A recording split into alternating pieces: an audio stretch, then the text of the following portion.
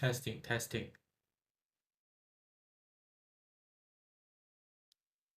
Hello everyone. Today I'm going to talk about pipe, a cryptographic approach that enables confidence in Bitcoin without a soft fork. This is important because Bitcoin does not directly support this feature.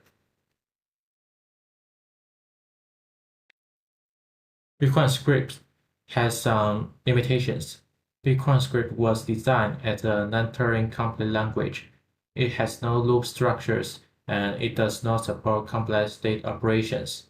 This design effectively prevents infinite loop attacks and denial of service attacks. This can enhance the system's security.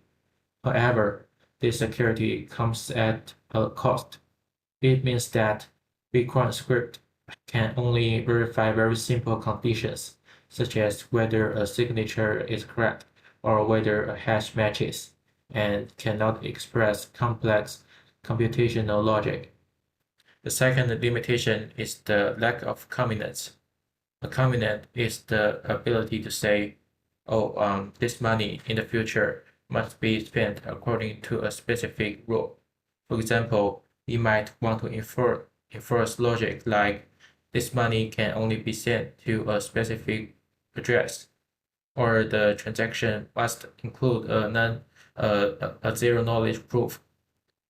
The system has no power to impose restrictions on the next transaction.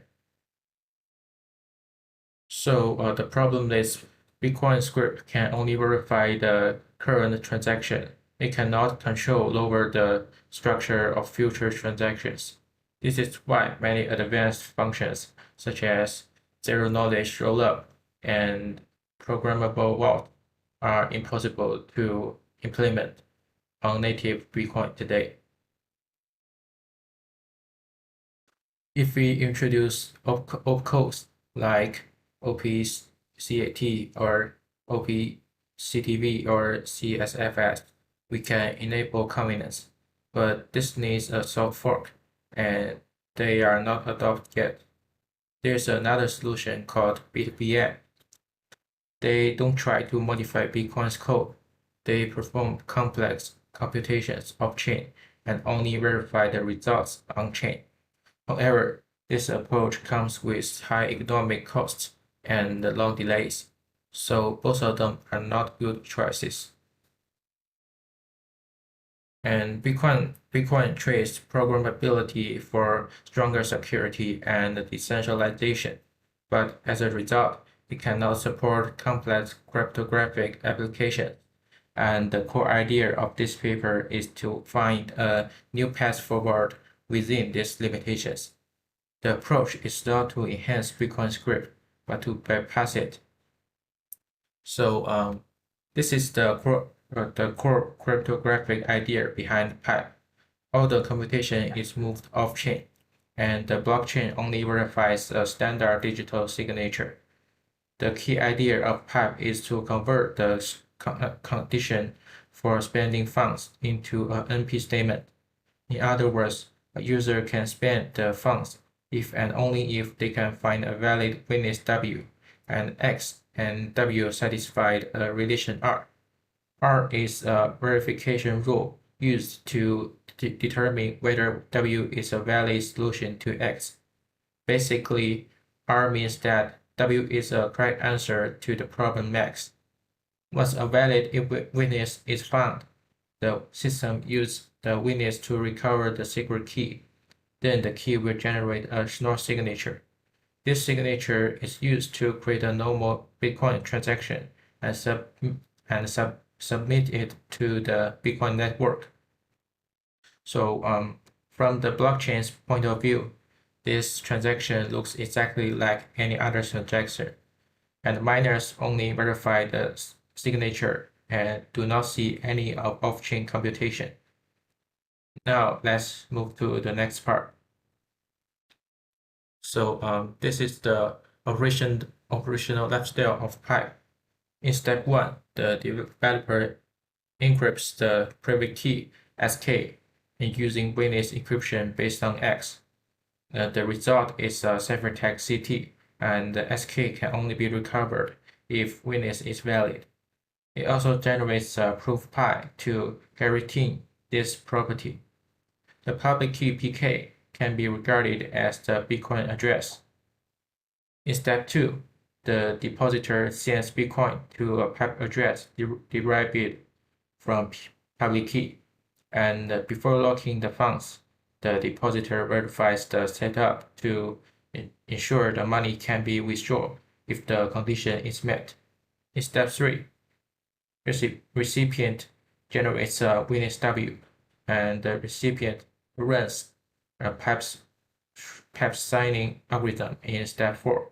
And if W is correct, he will decrypt the private key and finally produce the Schnorr signature, sigma. And in step 5, the miner will verify the signature and the transaction become effective in the end. The paper introduced a new primitive called witness signature. It is a type of special signature.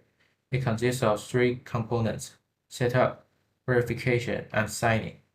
In the setup phase, we input a statement X, and the algorithm outputs a seed WOut and a public key PK. The value WOut can be viewed as a hidden form of the witness, so that the witness itself does not need to be revealed. And in the verification phase, we input WOut, public key PK, and X, and check whether WOut and PK are valid. B is a binary value. If PK and WOut are valid, B equals 1. And in the signing phase, we input WOut, a witness W, and a message M. If W is a valid witness for X, the algorithm outputs a signature. Otherwise, it outputs nothing. And next, the authors define 3 properties of witness signature: correctness, verifiability, and unforgettability. Correctness means that if a user has a valid witness, then they can always generate a valid signature.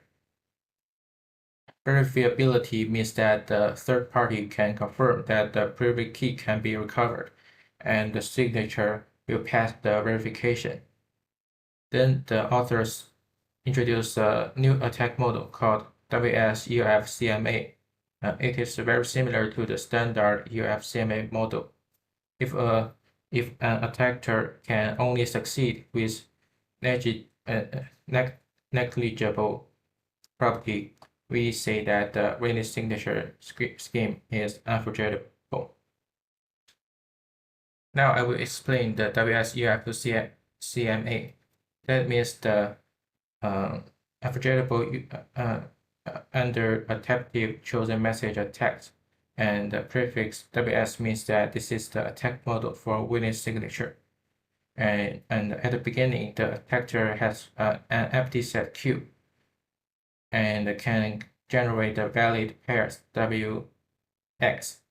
And there's an oracle, which we can treat as a black box. The attacker inputs W and a message M, and the oracle returns a valid signature. The attacker can freely choose messages and query the oracle multiple times, and add all queried messages into the set queue.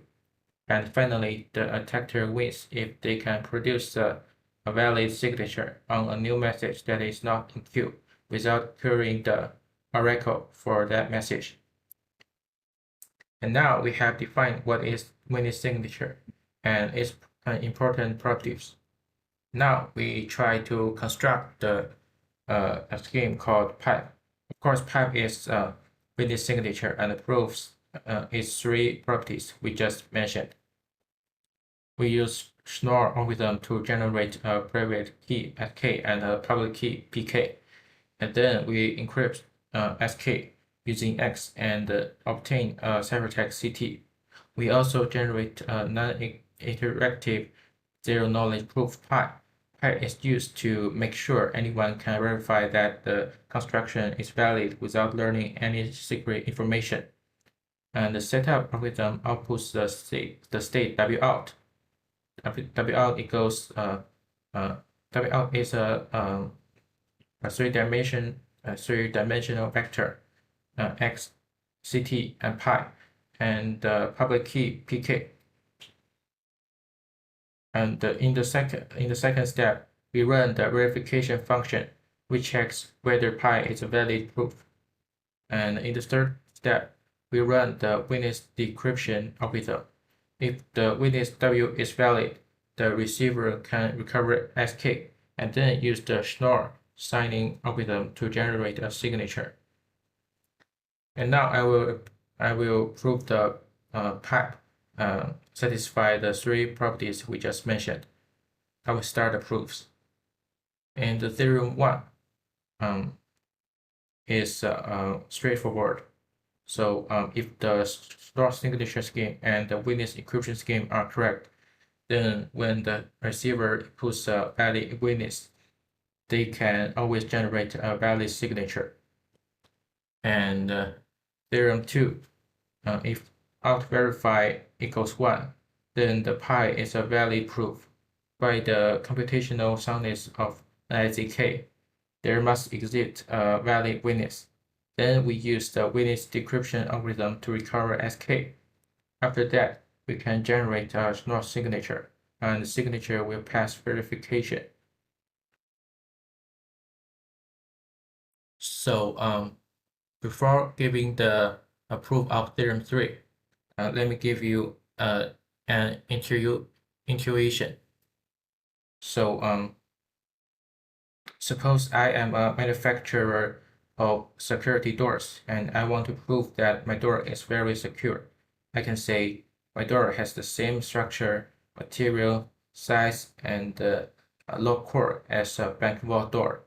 So if a thief can break a bank vault door, they can break my door. Otherwise, they cannot. This shows the security of my products. So to prove this, we use a sequence of games. We gradually modify the witness signature scheme step by step, and finally reduce the WSEF-CMA security to the regular UF-CMA security of Schnorr signature scheme. This means that if Schnorr signature is security, then our witness signature is also secure. So the game 0 is the original scheme, where the attacker tries to forge a signature. And in game 1, we replace the real proof in step setup algorithm with a simulated proof. Due to the zero knowledge property of NIZK, the attacker cannot distinguish the change. And in game 2, we replace the W sign algorithm with the standard Schnorr signing algorithm. Since W sign always use Schnorr, the attacker cannot distinguish the difference. And in game 3, we replace the ciphertext CT with a string of zeros. Due to the extractable security of witness encryption, if the attacker does not know the witness, they cannot distinguish the ciphertext. And in game 4, the attack on witness signature is reduced to an attack on the Schnorr signature. Therefore, if the Schnorr signature scheme is secure, then the witness signature scheme is also secure.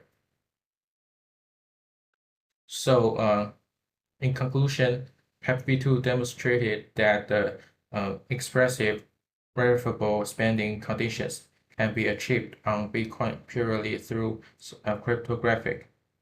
So advancing this direction by developing witness encryption scheme with stronger extractability guarantees exploring alternative proof systems and applying PEP to vault, bridges, and roll-up architectures offers a promising path for functionally on Bitcoin.